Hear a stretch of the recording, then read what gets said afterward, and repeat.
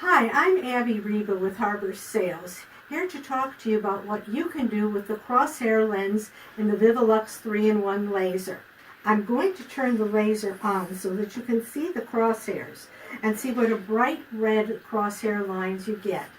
Now when I'm sewing quilt blocks, as accurate as I try to be, the quilt blocks aren't always square, and I'd rather not find that out at the end of the quilt block, of the quilt top. So what I have here is a simple 9-square quilt, and I'm going to put the laser and adjust it and double check every intersection of fabric to make sure that the corners are square before I add the next corner. Move here, move down, and this one we can see I definitely have a problem.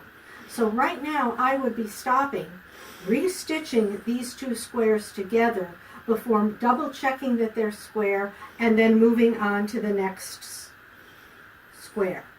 So please try this technique at home, and for other tips and techniques, go to ViviLuxUSA.com.